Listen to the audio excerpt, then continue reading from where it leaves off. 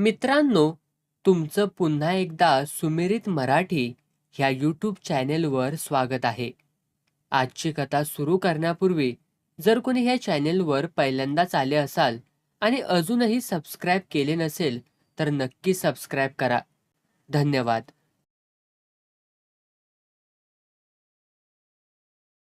केशव कामावरून घरी आला आणि दाराशी गाठोडे घेऊन बसलेली मावशी त्याला दिसली. बाजरी विकून चोरून पेढे खाण्यावरून तिचे आणि केशवचे 2 वर्षांपूर्वी कडाक्याचे भांडण झाले होते. पुन्हा भाच्याच्या दारात पाऊल न टाकण्याची प्रतिज्ञा करून ती गेली होती आणि आज अचानक दारात येऊन बसली होती.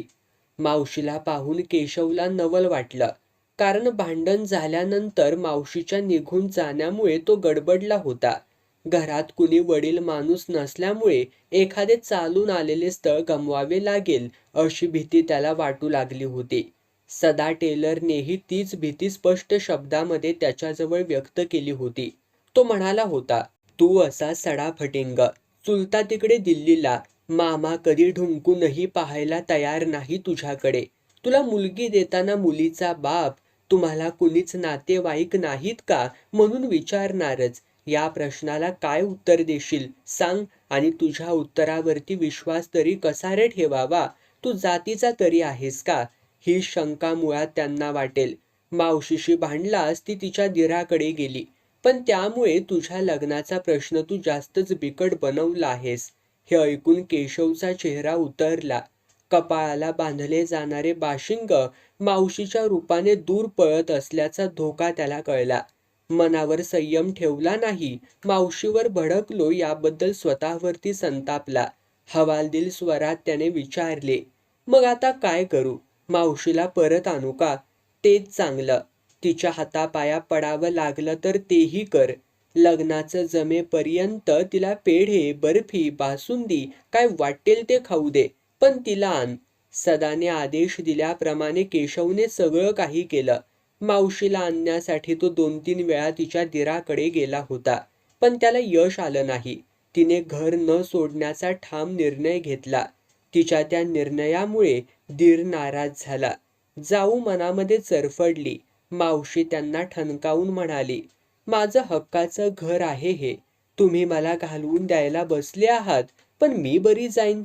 असे बोलणारी मावशी स्वतःच्या पायांनी चालत केशवच्या दाराशी आपणहून आली होती.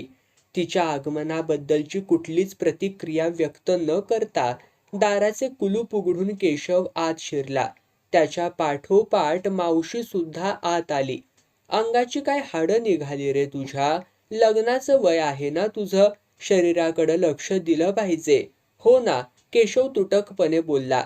मावशीने आल्या क्षणीच आपल्याबद्दल एवढा जिव्हाळा का दाखवावा याचे त्याला नवल वाटले, कारण यापूर्वीच्या वास्तव्यात केशवच्या दणकट शरीराकडे पाहून ती त्याला कुदळ म्हणत असे. आता मी माझ्या हातानंच करून खाऊ घालते, म्हणजे मग बघ कशी तब्येत होते तुझी. मावशीच्या बोलण्यात खूपच उत्साह होता. केशवने त्या बाबतीत फारसा उत्साह दाखवला नाही आणि मग एकाएकी आठवल्यासारखे करीत मावशी बोलली, एक गोष्ट सांगायची विसरलेच की, येत्या चैत्री पौर्णिमेला मी गडावरच्या देवीपुढं घटी बसवणार आहे बरं का. घटी बसवल्यानंतर 8 दिवसांच्या आत तुझ्या लग्नाचं जमतं की नाही तेच बघ. केशवने आता मात्र मावशीचे बोलणे ऐकताना कान टवकारले. तिची घटी बसवण्याची योजना ऐकली तसे त्याने विचारले, तशी कुणाला प्रचिती आली आहे का? तर ज्यांना लग्नाची आशा वाटत नव्हती अशांची सुद्धा लग्न त्यामुळं झालीत. 1 का 2, किती उदाहरणं सांगू रे तुला.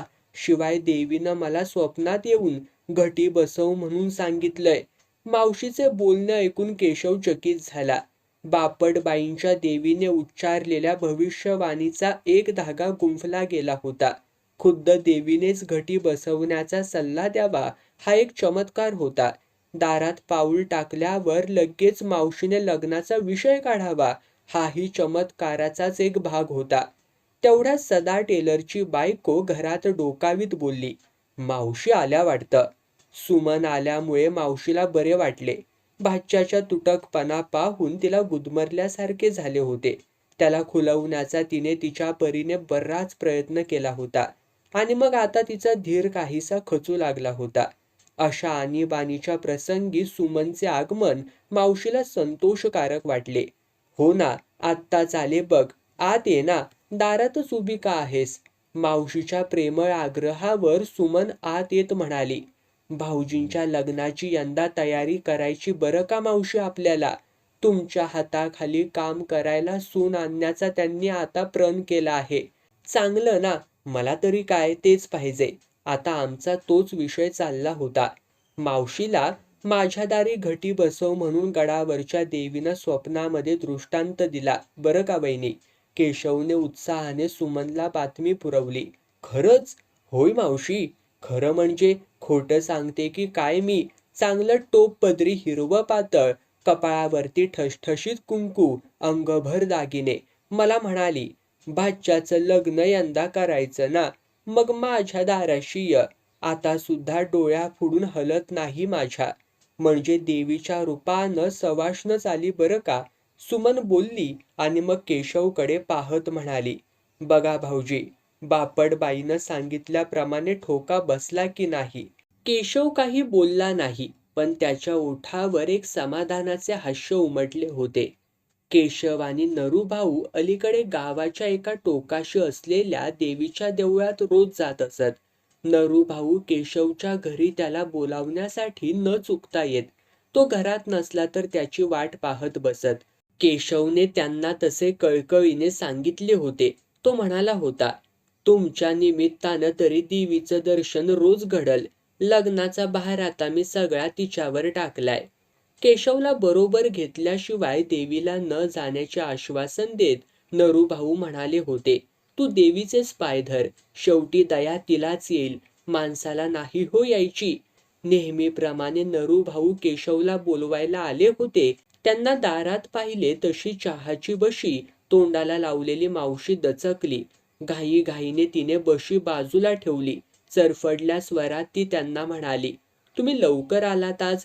केशवला यायला अजून फार वेळ आहे. हो का? पायातल्या चपला कोपऱ्यात काढत नरूभाऊंनी प्रश्न केला. हो ना, तुम्ही वाटल्यास तो येईतोपर्यंत कुठेतरी फिरून या. छे छे, कुठं जात बसायचं? या तंगड्या लगेच बोंबा मारतात. थोडी चाल पडली की बसतो हितच तोपर्यंत. जमिनीवर फटकल मारून पोटऱ्या दाबत नरूभाऊ बोलले. मावशी मनातून नरूभाऊवरती भयंकर भडकली. त्यांच्या दुखऱ्या तंगड्या हातात धरून टराटरा ओढून बाहेर काढावे असा एक शक्तिशाली विचार तिला सुचला. पण एवढ्या मोठ्या पुरुषाला अशा पद्धतीने बाहेर काढणे योग्य दिसणार नाही असा विवेक तिने केला. आणि मग पुढ्यातला कप नरूभाऊन पुढे ठेवत त्या म्हणाल्या, हा चहा घ्या. थंडीचा केला होता. तो घेतल्याशिवाय माझ्या अंगातली थंडीच जात नाही. मावशीने दिलेला कप तोंडाला लावत नरूभाऊ बोलले. आपल्यासारख्या उतार वयाच्या माणसांना अशा हवेत चहाच चांगला. आणि मग चहा पिणे संपले तसे त्यांनी विचारले, तुम्ही अगदी अचानक आलात मावशी? दिराशी भांडण झालं की काय हो? भांडण म्हणजे? माझ्या बँकेतल्या पैशांवर डोळा आहे त्यांचा. मी का सहन करू? संसार त्यांचा, पोरटोरं त्यांची आणि खर्च मला करायला सांगायचं? हा कुठला न्याय म्हणायचा? अति झालं तसं चक्क सांगितलं. भाच्याला मी जड नाही, त्याच्याकडे जाऊन राहीन. मग आले आणि काय? आलात ते छानच झालं. जमलंच लग्नाचं तर घरात तयारी करायला बाई माणूस पाहिजेच की. तर काही वेळाने केशव आला. त्याच्या हातात रुईची फुले होती. ती फुलं आणि सुई दोरा आणा, मी माळ करतो. तुम्ही तोपर्यंत हातपाय धुवा. त्याच्या जवळची फुले मागत नरूभाऊ म्हणाले. त्या दोघांच्या हातात चीक गळणारी रुईच्या फुलांची माळ पाहिली तसा देवी पुजारी भडाकला. तुम्ही ती घाणेरडी माळ यापुढे आणू नका. आम्ही मूर्तीला पातळ नेसवायचं, दागदागिने चढवायचे, सजवायचं आणि तुम्ही ही माळ वाहण्याचा आग्रह करायचा. नाहीतर काय? एक बाई फनकारली. देवीच्या एवढ्या देखण्या रूपाची नासाडी करायची? त्या बाईला आणखी दोघी तिघींनी साथ दिली. नरूभाऊंनी आणि केशवने निमूटपणे माळ कोपऱ्यातल्या निर्माल्यावरती टाकली आणि दर्शन करून ते बाहेर येऊन बसले. ते बसले तशी नरूभाऊंची बडबड सुरू झाली. जगदंबेला रुईची फुलं किती आवडतात याची यांना काय कल्पना. हे तिचं प्रदर्शन भरवतात. यांच्या या ढोंगीपणामुळे आणि बडेजावामुळे ती जर का कोपली तर मग. आणि मग एकाएकी नरू भाऊंच्या लक्षात आले. केशवचे त्यांच्या बोलण्याकडे लक्ष नव्हते. तो पलीकडे बसलेल्या बायांचे बोलणे कान पाडून ऐकत होता.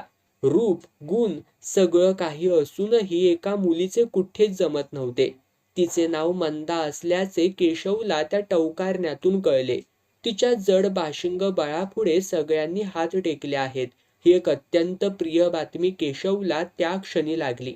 मंदाबद्दलची ही सगळी माहिती पुरवणारी बाई खुद्द तिची मावशीच होती. सगळे सांगून झाल्यावर एखादा मुलगा तुमच्या पाहण्यात असला तर सांगा, असा शेवट मावशीने केला. त्या बाया उठल्या तसा केशव नरूभाऊंच्या कानाशी कुजबुजला. नरूभाऊ, आपण ही मावशी कुठे राहते ते पाहून ठेवू. तिच्या मागून तिला कळणार नाही अशा बेताने आपण जाऊ. चलायचं? चला, माझी काही हरकत नाही. त्या मुलीच्या मावशीचा नवरा कोर्टात बेलीफ म्हणून बदलून आला होता. बायकोच्या भाचीचे लग्न जमवण्यासाठी तो जातीने प्रयत्न करीत होता. मराठी चौथी नापास होऊन मंदाने शाळा सोडली होती. शितूर गावी तिचा बाप भिक्षुकी करीत होता. लंगड्या पांगळ्यांच्या गळ्यात का होईना पोरीला अडकवून द्यावी इतका तो टेकीस आला होता. केशवने मोठ्या कौशल्याने ही माहिती काढली होती. ही माहिती मिळवताना सगळे चातुर्य पणाला लावले होते आणि हे सगळे झाल्यावर बेलीफला भेटण्याचा त्याने निश्चित निर्णय घेतला. भेटण्यासाठी शुभ दिवस पाहून द्यायला त्याने नरूभाऊंना सांगितले. तो म्हणाला, आपले योग असे खडतर. चांगला मुहूर्त पाहून आपण गेलो नाही अशी रुखरुख पाठीमागून वाटायला नको. सगळेच मुहूर्त चांगले असतात. आपल्याला यश मिळणारच असा मनात विश्वास बाळगून जावं म्हणजे हमखास यश मिळतं. ते झालं, पण तुम्ही चांगला मुहूर्त पाहून द्याच एकदा, तेवढंच मनाला समाधान. केशवने आग्रह धरला आणि त्या आग्रहामुळे नरूभाऊंनी शेवटी मुहूर्त काढून दिला. पण अशा मुहूर्तावर आशांचे डोंगर रचू नको म्हणून त्यांनी त्याला तीनदा बजावलं सुद्धा. आणि मग एका शुभ सकाळी केशव बेलीफकडे जाऊन पोहोचला. बेलीफ कुठल्याशा एका खेड्यात नोटीस बजवायला जाण्याच्या गडबडीत होता. बायकोने बांधून दिलेल्या भाकरीवर लोणच्याच्या फोडी टाकल्या म्हणून तिच्यावरती खवळला होता. कोरडं पिठलं केलं असतं तर काय तुझ्या बापाच्या खिशाला कात्री लागली असती का ग? असा कडक प्रश्न त्याने केशव घरात प्रवेश करीत असताना बायकोला टाकला होता. केशवकडे तिरसट नजरेने पाहत बेलीफ उभा राहिला. अशा तापलेल्या वातावरणात लग्नाचा नाजूक विषय कसा काढावा हे केशवला कळेच ना. तो बेलीफकडे नुकताच पाहत राहिला. जाण्याची घाई असल्यामुळे बेलीफला असे पाहत बसणे परवडणारे नव्हते. त्याने किंचित खेकसून विचारले, का हो? बोलत नाही, काही नाही, फक्त माझ्याकडे पाहत बसलात. काय काम आहे? काम होय. केशव घुटमळला आणि मग मन घट्ट करीत म्हणाला, तुमचे शितूरचे साडू आहेत. त्यांची मुलगी लग्नाची आहे असं कळलं. त्याचे बोलणे ऐकून तिथेच उभी असलेली बेलीफची बायको तत्परतेने बोलली, हो आहे ना, पण तुम्ही हो कोण? मी केशव पांडुरंग उपासने, हितलाच राहणारा आहे. माझं स्वतःचं घर आहे. चुलते दिल्लीला मोठे अधिकारी आहेत. सरकारी विमानातून ते जपान, इंग्लंड या देशात जातात. मोठमोठ्या मंत्र्यांना तेच सल्ला देतात. विमानातून फिरणारा आणि मंत्र्यांना सल्ला देणारा माणूस केशवचा चुलता असणे शक्य नाही असा भाव चेहऱ्यावर आणून बेलीफ त्याच्याकडे पाहू लागला. ते झालं, पण मुलगा कुठला? काय करतो? तुमचा कोण लागतो ते सांगा ना. बायकोच्या या उतावीळपणावर बेलीफने नापसंती दर्शवली. केशवचा चेहरा कारण नसताना उतरला. तो चाचरत म्हणाला, मी स्वतःच आहे. मला लग्न कर्तव्य आहे. तुमची भाची लग्नाची असल्याचं कळलं म्हणून मी आलो. बेलीफ आणि त्याची बायको दोघेही चकित झाले. आपल्या मंदालाही मागणी घालणारे या जगात कुणीतरी असावेत या गोष्टीचे त्यांना नवल आश्चर्य वाटले. त्या उभयतांनी 1-2 सेकंद एकमेकांकडे पाहिलं आणि मग ते पुन्हा केशवकडे कुतूहलाने पाहू लागले. त्यांच्या नजरेने केशव अस्वस्थ झाला. तुम्ही कुठला उद्योग करता हो? काही वेळाने बेलीफने प्रश्न केला. मी इलेक्ट्रिक बोर्डात आहे. कुठल्या पोस्टवर? केशवला पोस्ट शब्दाचा निश्चित अर्थ कळला नाही. पोस्ट म्हणजे डेझिग्नेशन, हुद्दा हुद्दा. बेलिफच्या या स्पष्टीकरणावर केशव उत्तरला, मी लेबर आहे, मला 3 रुपये रोजगार मिळतो. त्याचे हे बोलणे ऐकल्यावर बेलिफची बायको घरात गेली. बेलिफ काही वेळ न बोलता केशवकडे पाहत राहिला आणि मग म्हणाला, मग आपण येत्या संडेला भेटू. केशवला संडे म्हणजे नेमका कोणता वार ते कळले नाही, पण तसे विचारण्याची त्याची हिंमत झाली नाही. आम्ही तुमच्याकडे येऊ, बेलिफ पुन्हा बोलला. म्हणजे तुमचं घर वगैरे आम्हाला पाहता येईल. तुमचा ॲड्रेस सांगाल का? ॲड्रेस म्हणजे पत्ता हे केशवने धूर्तपणे ओळखलं. त्याने आपला पत्ता सांगितला. तेवढ्यात बेलिफची बायको पिशवी घेऊन आली. नवऱ्याच्या हातामध्ये पिशवी देत म्हणाली, गाडीची वेळ झाली बरं का, तुम्हाला निघायला पाहिजे आता. निघतोच आहे. बेलिफ उठून उभा राहिला. केशव सुद्धा उठला. त्याने पायात चपला सरकवल्या तसा बेलिफ म्हणाला, तुम्हाला चहा पाणी केलं असतं, पण मला आता जाण्याची घाई झाली आहे, त्यामुळे. तसं काही नाही, चहाचं काय एवढं. बाहेर पाऊल टाकत केशव बोलला आणि मग त्याने धूर्त प्रश्न टाकला, तुम्ही संडेलाच येणार ना? हो हो, कारण कोर्टाला त्या दिवशी सुट्टी असते, तेव्हा रविवारी जरूर येऊ. केशव बाहेर पडला. बेलिफच्या येण्याचा वार रविवार आहे हे आपण त्याच्याकडून बरोबर काढून घेतले याबद्दलचे समाधान त्याच्या चेहऱ्यावर पसरले होते. पण बेलिफच्या इंग्लिशचा त्याने एक धसकाच घेतला. रविवारी त्याने इंग्रजीत प्रश्न विचारले तर त्या प्रश्नांची उत्तरे कशी द्यावी ही एक मोठीच काळजी त्याच्या पाठीमागे लागली. पण या काळजीवर त्याने मात केली. तो घरात शिरला त्यावेळी त्याच्या हातात व्यवहारोपयोगी इंग्रजी संभाषण कला हे पुस्तक होतं. संपूर्ण 5 रुपयाची नोट त्यासाठी त्याने घालवली होती. किरकोळ गोष्टीसाठी मागे पुढे पाहून हातचे स्थळ घालवणे चांगले नाही. दुकानाच्या पायऱ्या उतरताना तो स्वतःशी पुटपुटला होता. ठरल्याप्रमाणे बेलिफ आला. बरोबर मुलीचा बाप होता. केशवकडे येण्याआधी त्याला बायकोशी बराच वाद घालावा लागला होता. ओळख नाही, पाळख नाही, एखादा मध्यस्थ नाही. खुशाल हिते आला आणि तुमच्या भाचीशी लग्न करायचे म्हणून म्हणाला. मला तर चांगलाच लफंगा वाटला तो. केशवबद्दलचा विषय निघाला त्यावेळी बेलिफची बायको म्हणाली होती, तो लफंगा आहे की काय आहे हे पाहिल्याशिवाय आपण पुढे जायचंच नाही ग. बेलिफ म्हणाला होता, मला तर तो मुळीच तसा वाटला नाही. आणि कोर्टातल्या माणसाशी लफंगेगिरी करणं ही काही सोपी गोष्ट नाही हे प्रत्येकाला चांगलं ठाऊक असतंय. केशवचा लफंगेपणा फेटाळला गेल्यावर तिने त्याला कमालीचा गरजू ठरवला. अशी स्थळच आपल्याला परवडतील म्हणून बेलिफने तो मुद्दा उडवून लावला. केशवच्या वयस्करपणाचा दोष काढला तसा बेलिफने मंदाच्या वयाचा हिशेब बायको पुढे मांडला. मंदासाठी केशव योग्य आहे असा निर्णय घेऊन त्याने तिच्या बापाला लगेच बोलावून घेतले होते. त्या दोघांना पाहिले तसा केशव त्वरेने पुढे झाला. नम्रपणे त्यांचे त्याने स्वागत केले. ते स्वागत पाहून वामन भटजी चमकला. नवऱ्या मुलाकडून स्वागत करून घेण्याचा असा अपूर्व योग त्याच्या आयुष्यात पहिल्यांदाच आला होता. अनपेक्षित मिळालेल्या मानामुळे त्याच्यातला दडलेला विकृत अहंकार उफाळून वर आला. आपला जावई होण्यासाठी हा माणूस जे शक्य आहे ते सगळे करील अशी केशवबद्दल त्याला का कुणास ठाऊक पण प्रथम दर्शनीच खात्री वाटली. चौकट फारच ठेंगणी आहे. दारातून वाकून आत जाताना वामन भटजी बोलला. केशवने ओशाळल्या नजरेने चौकटीकडे नजर टाकली. बेलिफ आणि वामन भटजी बैठकीवर बसले. सदा टेलर पाहुण्यांची चाहूल लागली तसा आत आला. पांगाराच्या खोक्यावर जाऊन बसला. केशव पाठ मांडून त्यावर मांडी घालून बसला. मावशी आतल्या दाराच्या चौकटीत येऊन उभी राहिली.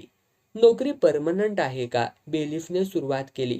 तर खुद्द दादासाहेब मुळेंच्या मध्यस्थीने ही नोकरी त्याला मिळाली आहे, त्यामुळे परमनंट असण्याचा प्रश्नच येत नाही, सदाने परस्पर उत्तर दिले. दादासाहेब मुळे म्हणजे कोण? पुढारी आहेत तेच ना? हो होय होय, तेच ते. बेलिफच्या प्रश्नाला पुन्हा सदानेच उत्तर दिले. बरं, फ्युचर लाईफमध्ये तुमचं एम कुठलं? या प्रश्नावर केशव गडबडला. पुस्तकात अशा प्रकारचा प्रश्न कोणत्या पानावर असावा याचा तो विचार करू लागला. एम? न कळून त्याने विचारले. होय होय गोल म्हणजे भविष्य काळातलं तुमचं ध्येय कोणतं? पुढं तुम्ही काय करणार आहात आयुष्यात? माय एम इज नोकरी, सर्व्हिस. नोकरीसाठी आपल्याला पटकन शब्द आठवला याचं केशवला समाधान वाटलं. शिक्षण किती झालंय? बेलिफच्या या प्रश्नावर केशव 8वी नापास असे उत्तर देणार होता. पण सदा घाईघाईने बोलला. तो 11वीला म्हणजे मॅट्रिकला गेला आणि त्याने शाळा सोडली. खरं सांगायचं तर सोडावी लागली त्याला. अशीच आणखी इतर प्रश्नोत्तरे झाली. मावशीची चौकशी झाली. चहा पोहे खाणं झालं. पण मग वामन भटजी व बेलीफ बाहेर पडले. मग मुलगी पाहण्याचा कार्यक्रम कधी हो करायचा? सदाने स्वतःहून विचारले. कळवू आम्ही तुम्हाला, वामन भटजी उत्तरला. शितूरच्या त्या भटाचा काही निरोप बिरोप? देवीच्या दर्शनाला केशवला बोलवायला आलेल्या नरूभाऊंनी प्रश्न केला. अजून काहीच नाही. तो हितं येऊन गेला त्या गोष्टीला आता 10-11 दिवस झाले. केशव चेहरा पाडून उत्तरला. म्हणून मी विचारलं. आत्तापर्यंत त्यांच्याकडून काहीतरी कळायला पाहिजे होतं. हो ना हो. त्यांच्या मनात काय आहे का आहे कळत नाही. केशवचा स्वर आता व्याकुळ झाला होता. तुम्ही भूमंगळवार सुरू करा केशवराव. 5 मंगळवार पूर्ण होण्याच्या आत त्या भटाचा मुलगी पाहायला या म्हणून निरोप येईल पहा. नरूभाऊंच्या या सल्ल्यावर केशवने कुतूहलाने विचारले. भूमंगळवार म्हणजे काय हो? करणार असाल तर सगळं सविस्तरवार सांगतो. वा, का करणार नाही? तुम्ही सांगाच तर. जमीन गाईच्या शेणाने सारवली होती. सारवलेल्या जागेवर केशव बसला होता. मावशीने एक भाकरी आणून त्याच्या पुढे सारवलेल्या जमिनीवरती ठेवली. तशी केशवने 2 बोटे वर केली. मावशीने आणखी एक भाकरी आणून ठेवली. भाकरीवर मेथीची कोरडी भाजी ठेवली. केशवने हातात पाणी घेऊन उपोषण सोडलं आणि तो भूमंगळवार सोडायला बसला. सारवून ठेवलेल्या जमिनीवरती जेवढे ठेवले असेल तेवढेच खायचे. नंतर दिवसभर काहीच खायचे नाही असा नियम होता. त्याचे जेवण संपण्याच्या बेतात असतानाच नरूभाऊ आले. आपण सांगितल्याप्रमाणे केशवने व्रताला सुरुवात केली याचे त्यांना समाधान वाटले. त्यांच्या चेहऱ्यावर आणखी एक खुशी दिसली. जेवताना मौन पाळणाऱ्या केशवला हातवारे करून काम फत्ते झाल्याचे दर्शवू लागले. केशव जेवण करून उठला तसे ते म्हणाले. आज सकाळीच तो बेलीफ मला भेटला बरं का केशवराव.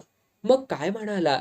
त्याच्या बोलण्यातून शितूरच्या भटाने मागच्या आठवड्यातच मुलगी पाहायला या म्हणून आपल्याला पत्र पाठवल्याचा उल्लेख झाला. पण आपल्याला ते मिळालं तरी कुठे? केशवच्या या प्रश्नावर आतल्या घरात बोट करीत मावशीला विचारा या अर्थी नरूभाऊंनी खुणावले. केशवने बसल्या जागेवरूनच ओरडून विचारले. मावशी, एवढ्या 5-6 दिवसात कुठलं पत्र बित्र आलं का ग? पत्र? बाहेर येत मावशीने उलट प्रश्न केला आणि मग तीच पुढे उत्तरली. नाही रे बाबा, पत्र नाही की चिठ्ठी नाही, काही नाही. यावर केशव काही बोलला नाही. पण त्याच्या चेहऱ्यावर मावशीबद्दलचा संशय स्पष्टपणे दिसत होता. देवीच्या दर्शनाला तो नरूभाऊंसह बाहेर पडला त्यावेळी त्याने आपला संशय बोलून देखील दाखवला. पत्र आलं असो किंवा नसो, तो पुढे म्हणाला. बेलीफने मुलगी पाहण्याचं अप्रत्यक्षपणे सुचवलंच आहे. तेव्हा मला वाटतं शितूरला जाऊन यावं आपण. काही हरकत नाही, जाऊन या. तुम्हीही माझ्याबरोबर या. येईन ना, मला उद्योग तरी काय आहे. नरूभाऊंनी संमती दर्शवली. सांगून आलेल्या मुलीमध्ये नकार देण्यासारखे काही असते असे केशवला कधी वाटलेच नाही. मंदाच्या बाबतीतही वाटले नाही. मागे सारळच्या जोशांची सुनंदा त्याने स्टँडवरच पाहिली होती. तो अपवाद सोडला तर मंदा इतकी देखणी मुलगी त्याला सांगून आली नव्हती.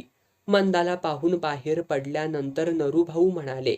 मुलगी श्यामल वर्णाची आहे. नाक सुद्धा अगदीच आपरं नाही. तेच म्हणतो, केशव उत्साहाने म्हणाला. मुलीमध्ये नावं ठेवण्यासारखं काहीच नाही. बेलीफकडे जाऊन मुलगी पसंत आहे असं सांगायला हरकत नाही. ठीक आहे, सांगून टाका. नरूभाऊंनी संमती दिली. पण केशवच्या नशिबात ही तरी मुलगी आहे की नाही याची त्यांना शंका वाटली. कारण वामन भटजी त्यांच्याशी फारच विक्षिप्त वागला होता. शितूरच्या स्टँडवर उतरल्यानंतर त्याच्या घराचा पत्ता शोधत नरूभाऊ आणि केशव निघाले. योगायोगाने वामन भटजीच त्यांना वाटेत भेटला. पण तो खूपच घाईत असल्यासारखा दिसला.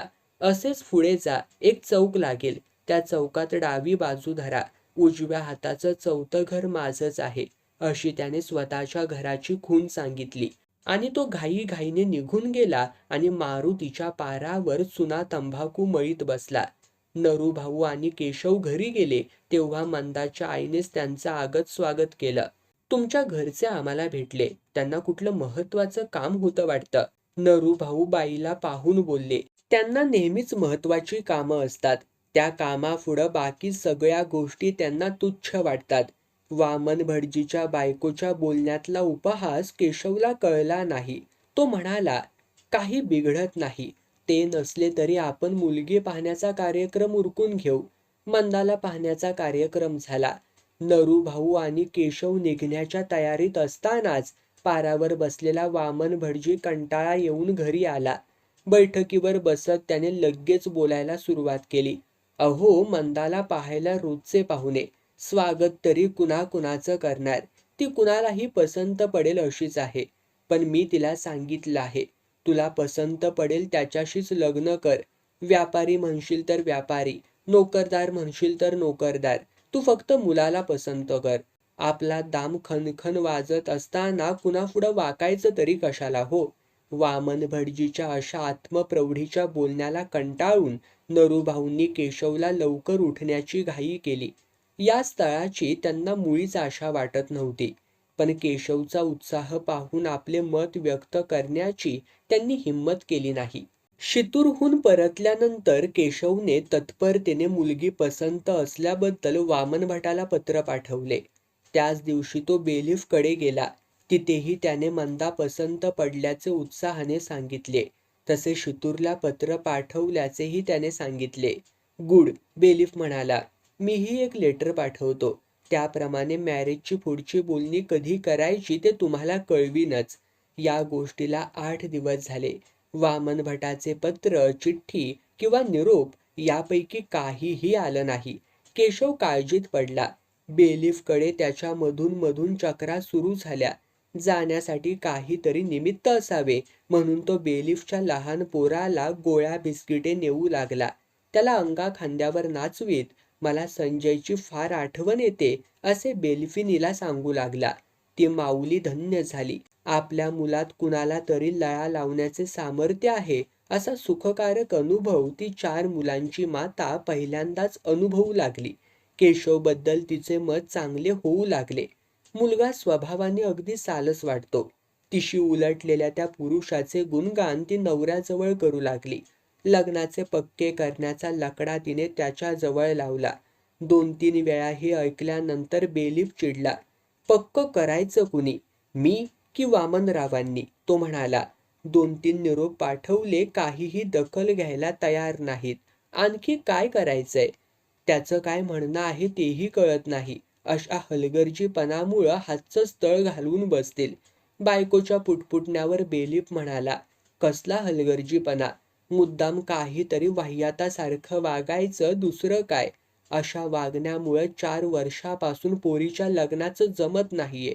यावर बेलीफची बायको गप्प बसली. केशव चिकाटी न सोडता बेलीफ आणि त्याची बायको यांच्यापाशी शितूरच्या पत्राची चौकशी करीत होता. वामन भटाच्या मनात काय आहे या विचाराने कासावीस होत होता. बेलीफच्या पोराला खेळवीत बसण्याचे एक लचांड मात्र त्याने लावून घेतले. वामन भट या पोरखेळाला जुमानत नव्हता. केशवला आपल्या मुलीशी लग्न करण्याची मनापासून इच्छा आहे या गोष्टीची तो दखल घेत नव्हता.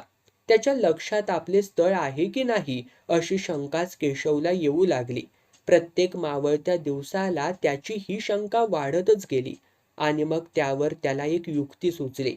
कोरे पत्र घेऊन तो बेलीफकडे गेला. बेल्फिन एकटीच आहे हे पाहून त्याला समाधान वाटले. संजयला खेळवीत तो हातातले पत्र नाचवू लागला. संजय ते पत्र ओढू लागला तसा तो म्हणाला, तुला पत्र लिहायचं का, घे मग. शितूरच्या मावशीला लिहितोस की ताईला लिहितोस, ताईलाच लिही. तिला म्हणावं, लवकर ये, मला खाऊ आण. त्याची बडबड ऐकली तसे बेल्फिनीचे लक्ष त्याच्याकडे गेले. पत्र लिहिता वाटतं, तिने विचारले. हो ना, चुलत्याला लिहायचं आहे, पण तशी घाई नाही. का हो, तुम्हाला पाहिजे का. नाही बाई, मला काय करायचंय? मी पत्र पाठवायचं तरी कुणाला आणि कशाबद्दल? आणि मी सहसा शितूरच्या बहिणीशिवाय दुसऱ्या कुणालाच पत्र पाठवीत नाही. तशी वेळही येत नाही हो. मग शितूरला पाठवा. घ्या. पण तिला लिहू तरी काय? केशवच्या प्रेमळ आग्रहामुळं बेल्फिन घायकुतीला आली. लिहिण्याचं काय एवढं? बहिणीलाच लिहायचं ना, मग वाटेल ते लिहिता येईल. घ्या हे पत्र. बेल्फिनीचा आता नाईलाज झाला. केशवच्या हातातून तिने पत्र घेतले. पत्राच्या पाठोपाठ केशवने तत्परतेने स्वतःचे फाउंटन पेन घेतले. बेल्फिन लिहू लागली आणि एकदम थांबली. केशवकडे पाहत म्हणाली, तुमच्याबद्दलही लिहून टाकते. काय आहे ते नक्की कळलं म्हणजे तुम्ही मोकळे आणि तेही मोकळे. बेल्फिनीच्या तोंडून असे शब्द ऐकण्यासाठीच केशवने हा सगळा आटापिटा केला होता. आपली योजना यशस्वी झाली याबद्दल तो स्वतःवरच खुश झाला. काही हरकत नाही, लिहा, तो उत्साहाने म्हणाला. पत्र पूर्ण करून केशव जवळ देत बेल्फिन बोलली, हे तुमच्या हातानेच पेटीत टाका. दिवस उलटू लागले आणि केशवच्या मनाची पाल नेहमीप्रमाणे चुकचुकू लागली. त्याचे अस्वस्थ मन स्वतःहून काहीतरी हालचाल करण्याचा त्याला सल्ला देऊ लागले.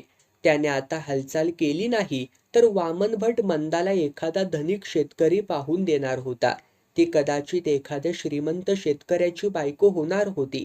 स्वस्त बसण्याने मंदासारखे रत्न तो हकनाक गमावून बसणार होता. नंतर मग दुसऱ्या मुलीच्या शोधार्थ त्याला वनवन भटकावे लागणार होते. लग्नाची सर्दी झालेले केशवचे मन शंका कुशंकांच्या फटाफट शिंका देऊ लागले.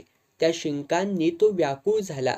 शितूरला पत्रे पाठवून काहीही निष्पन्न होत नव्हते. निष्कारण एक एक दिवस वाया जात होता. शितूरला जाऊन वामन भटाची भेट घेणेच श्रेयस्कर होते. सगळा सारा विचार करून केशवने शितूरला जाण्याचा ठाम निर्णय घेतला. त्या बाबतीत बेलिफचे काय मत आहे हे कळण्यासाठी तो तडकाफडकी उठला आणि त्याच्या घराच्या दिशेने निघाला. रस्त्यात लांबूनच दादामुळे येताना त्याला दिसले. केशव दचकला. घाईघाईने बाजूच्या गल्लीत वळला. त्यांना टाळण्यामुळे आपला कोणता फायदा होणार आहे हे केशवला कळत नव्हते. पण त्यांना भेटण्याची त्याला भीती मात्र वाटत होती. तो बेलिफच्या घरी आला आणि त्याला एक गोड धक्का बसला. त्याला मंदा दिसली. त्याला पाहिले तशी ती आतल्या घरात पळाली. तिच्या पाठमोऱ्या आकृतीकडे केशवने डोळे भरून पाहून घेतले. या, त्याचे स्वागत करीत बेलिफ म्हणाला. कालच मंदा आली. वामनराव 2-3 दिवसात येणार आहेत. ते आले की मॅरेजचं फिक्स करून टाकू. तिथी सुद्धा लगेच ठरवायची. पाठीमागे काही ठेवायचंच नाही. म्हणजे केशवराव आणि मंदा दोघांचाही जीव भांड्यात तरी पडेल. बेल्फिनीच्या या हसत बोलण्यावर केशवच्या अंगावरून गोड शिरशिरी गेली. एखाद्या मुलीशी संबंध जोडून असे मोरपिशी बोलणे तो आयुष्यात अगदी प्रथमच ऐकत होता. त्यानंतर केशवला अगदी हवेत तरंगल्यासारखे वाटत होते. बेलिफकडे गेल्यानंतर मंदाचे चोरटे कटाक्ष झेलण्यातला एक धुंद आनंद तो अनुभवू लागला. तिच्या हातातून चहाची कपबशी घेताना त्याच्या वयस्कर तारुण्याला एक नवीन टवटवी यायची. पण त्याच्या आयुष्यात पहिल्यांदाच आलेला वसंत ऋतू 5-6 दिवसच टिकला. चिंचोनीपासून 15-20 मैलांवर लाईन टाकण्याचे काम सुरू झाले. ते काम संपेपर्यंत तंबू ठोकून तिथेच राहण्याचा हुकूम केशवला झाला. त्याच्याबरोबर आणखी 10 मजूर होते. केशव अतिशय नाराज झाला. आपण तिकडे गेल्यानंतर वामन भट येऊन गेला तर सगळेच फिसकटणार होते. जमलेला घाट बिघडणार होता. वामन भटाच्या भेटीचा योग नंतर पुन्हा केव्हा येईल ते सांगता येत नव्हते. पुन्हा ये रे माझ्या मागल्या अशी गत होणार होती. केशवला काय करावे कसे करावे असा मोठा पेच पडला. रात्रभर त्याला झोप आली नाही. हाताला लागलेली मंदा आपल्यापासून दूर दूर जाते आहे असं त्याला वाटत होतं.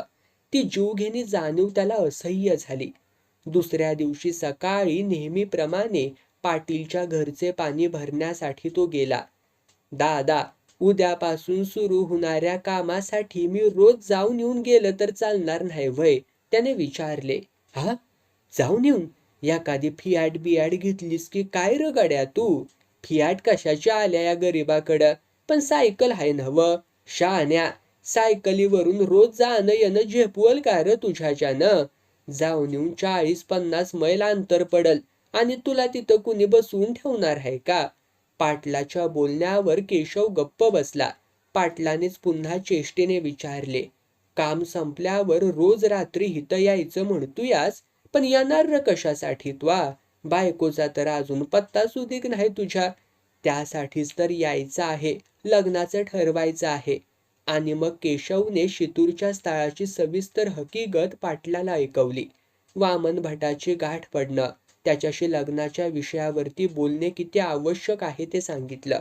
त्याची होणारी दुर्लभ भेट टळल्यास आपल्या लग्नाचे कसे व्हायचे अशी चिंताही त्याने प्रगट केली. त्याचा चिंताक्रांत चेहरा पाहून पाटील म्हणाला, तुझा हा वामन भट चांगला भाग्यवान दिसतो. त्याच्या मुलीच्या लग्नाची काळजी करायला तुझ्यासारखा एक गुणी नर त्याला मिळाला. असेही मुलीचे बाप असतात. आणि मग थोडा थांबून तो पुढे बोलला, तुला दिवसभर काम करून जाणं येणं जमेल तर कर, माझी हरकत नाही. माझ्या हरकतीमुळे वामन भटाचं बिनसून तुझं लग्न मोडण्याचं पाप माझ्या माथी यायला नको. केशवची छाती भात्यासारखी हालत होती. चेहरा घामाने डबडबला होता. तो सायकलीवरून घराकडे चालला होता. डोक्यात वामन भटाचे विचार होते. सकाळी कामावर जाताना तो बेलीफकडे गेला होता. रात्रीच वामन भट आल्याचे त्याला कळले. त्याची चाहूल लागली तसा घरातून येऊन वामन भट मूर्तिमंत त्याच्या पुढे उभा राहिला. मी आता कामावर जाऊन येतो, संध्याकाळी परत येईन, मग आपण बोलू, चालेल ना? बोलणी करायची की नाही याचा विचार नंतर. प्रथम मी तुमच्याबद्दल सगळी साग्रसंगीत चौकशी करणार आणि मग मला तुम्ही योग्य वाटलात तर पुढची बोलणी, अन्यथा नाही. असे रोखठोक बोलून वामन भट पुढे म्हणाला, माझं नाणं खणखणीत आहे. चांगल्या चांगल्या मुलांच्या रांगा माझ्या डोळ्यापुढे उभ्या आहेत. त्यातून मी एकाची निवड करणार आहे. त्याच्या या सामर्थ्यशाली बोलण्याने नाउमेद झालेला केशव बाहेर पडताना पुटपुटला, होय, तेही खरंच. सायकलीवरून परत येताना आपल्याबद्दल वामन भटाला काय काय कळले असेल, त्याने कोणकोणत्या चौकशा केल्या असतील, आपल्याबद्दल त्याचे मत कसे बनले असेल, अशा नाना शंका कुशंका केशवच्या डोक्यात वळवळ करीत होत्या. केशव घरी येऊन पोहोचला. त्याने सायकल भिंतीला लावली. पायातल्या चपला काढत मावशीला प्रश्न केला, आपल्याकडं कुण्या आलं होतं का ग? शितूरचा वामन भट आला होता. मावशी उत्तर देऊन काही वेळ थांबली आणि मग एकदम बोलली, अरे हिता आल्या आल्या त्यानं एकच धिंगाणा घातला बघ. केशवची छाती धडधडू लागली. का? काय केलं त्यानं? त्याने विचारलं. त्यानं एक्का गोष्ट केली तर काय केलं म्हणून सांगू बाबा तुला. हातातल्या काठीनं खांबाला रट्टा हाणायचा, म्हणायचा, खांबांना वाळवी लागलेली दिसत्या, गिलावा खरडून म्हणायचा, भिंतीचा गिलावा सुटलाय. तो करण्याचीही ऐपत तुमच्या भाचेरावात दिसत नाही. स्वयंपाकघरात डोकावून म्हणाला, इथं तर सगळ्याच गाडग्या मडक्यांचा संसार दिसतोय. तांब्या पितळीची भांडी नावालाच दिसतेत. दळिद्रीपणाला काही सीमाच नाही. एक की दोन, किती गोष्टी सांगू त्याच्या विक्षिप्तपणाच्या. माझा तर अगदी संताप झाला होता. पुष्कळ मुलींचे बाप पाहिले, पण हा प्राणी काही और आहे. केशव श्रांत होऊन उभ्या जागीच खाली बसला, थिजल्यासारखा झाला आणि मग बराच वेळ गेल्यानंतर त्याने स्वतःला सावरले. वामन भटाच्या वागण्यामुळे इतके गंभीर होण्याचे किंवा मनाला लावून घेण्याचे काय कारण आहे? त्याला पोटचा गोळा द्यायचा आहे. ज्या घरात ती जाणार तिथल्या सगळ्याच बारीक सारीक गोष्टी तो पाहणार, यात गैर काय आहे? बरे, तो चौकशी करणार हे त्याने आपल्याला आधीच सांगितलं होतं. त्याने जे पाहायचे ते चोरून लपून तर पाहिले नाही ना. त्याचे वागणेच रोखठोक दिसते. स्वभाव असतो प्रत्येकाचा. आणि मग विचार करता करता केशवच्या मनावरची मरगळ हळूहळू नष्ट होत गेली. वामन भटाला त्याने पूर्णपणे निर्दोषी ठरवलं. ते जाऊ दे. मावशीकडे पाहत त्याने विचारले, त्यांना चहा पाणी वगैरे काही केलंस की नाही? त्याचा हा प्रश्न ऐकून मावशी स्तंभित झाली. एवढं महाभारत करून गेलेल्या वामन भटाला प्रेमानं चहा पाजण्याचे प्रयोजन तिला कळेच ना. केशव विनोद करतो की काय अशी शंका तिला आयुष्यात पहिल्यांदाच आली. तिने त्याच्याकडे निरखून पाहिले. त्याचा चेहरा गंभीर दिसला तशी ती गार झाली. थंडपणे म्हणाली, नाही केला. "हे काय मावशी, तू साधा चहा देखील केला नाहीस वय? अगं ते माझी काय किंमत करत्याली? आपल्याला त्यांच्याशी कायमचे संबंध जुळवायचे आहेत, याचा तरी निदान विचार करायचा होतास." साधे शिष्टाचारही मावशीने पाळू नयेत या गोष्टीची केशवला चीड आली. वामन भटाने याही गोष्टीची नोंद घेतली असेल या विचाराने तो रंजी झाला. सगळा विचार केला. मावशी फणकारली. आपण पुष्कळ त्याच्याशी संबंध जोडू, पण त्याची इच्छा तर झाली पाहिजे ना. केशवचे काळीज लक्कन हलले. वामन भटाने मावशीच्या तोंडावर स्पष्ट नकार कळवला की काय अशी जीवघेणी शंका त्याला चाटून गेली. का? तो काही म्हणाला की काय? त्याच्या या प्रश्नावर मावशी बोलली. तो म्हणाला काही नाही, पण त्याच्या वागण्यावरून त्याला हित मुलगी द्यायची नाही हे स्पष्ट कळून येतं. हे ऐकल्यावर केशवचं काळीज पुन्हा जागेवरती जाऊन बसलं. तो काही वेळ तसाच बसला आणि मग बेलीफकडे जाण्यासाठी उठला. मामाजींच्या हॉटेलवरून तो चालला होता. तेवढ्यात मामाजींचे त्याच्याकडे लक्ष गेले. ते त्याला हाका मारू लागले. केशव त्यांच्याजवळ गेला तसे ते म्हणाले, "अरे, शितूरचा एक म्हातारा तुझ्याबद्दल चौकशी करीत होता र. त्याच्या मुलीसाठी तो आला असावा. मग तुम्ही काय सांगितलं असावं?" "हेच, मुलगा स्वभावाने फारच सालस आहे. प्रकृती दणकट आहे. राहण्यापुरतं घर आहे. सगळं अगदी जिथल्या तिथं व्यवस्थित आहे," असंच सांगितलंय. केशव खुश झाला. मामाजींचा निरोप घेऊन उत्साहाने बेलीफच्या घराकडे निघाला. तो बेलीफच्या घरात गेला. बेलीफ एकटाच पलंगावरती बसला होता. पानाला चुना लावत होता. केशवला पाहून त्याचं या म्हणून स्वागत करीत म्हणाला, "आत्ताच जेवण झालं," आणि मग गप्प बसला. एक शब्दही बोलेना. केशवने आतल्या घरातली चाहूल घेतली. वामन भटाची चाहूल लागेना तसा अस्वस्थ झाला. पाहुणं काय दिसत नाही ती. त्याने साशंक होऊन विचारले. "गेले." बेलीफ तटकन उत्तरला. तोंडात पान कोंबून स्वस्थ बसला. वामन भट कुठे गेला असेल याची कल्पना येऊनही केशवने चिवट स्वरात विचारले, "कुठं गेले?" "शितूरला. दुसरं कुठं?" बेलीफ उठला. रस्त्यावर पान तंबाखूची पिचकारी टाकून परत बैठकीवरती येत तो पुढे म्हणाला, "तुम्ही त्या माणसाच्या भरवशावरती राहू नका. मी झक मारली आणि त्यांच्या फंदात पडलो बघा." नंतर मग बेलीफच्या बोलण्यावरून कुठलाच निर्णय न घेता वामन भट निघून गेल्याचे केशवला कळले. जाताना नंतर पाहू एवढेच गुळमुळीतपणे तो बोलला होता. त्याच्या अशा वागण्यामुळे बेलीफ जाम चिडला होता. "तुमच्या वाह्यातपणामुळे पोरगी 4-5 वर्षांपासून अशी लग्नाशिवाय रखडते आहे," असा स्पष्ट आरोपही त्याने केला होता.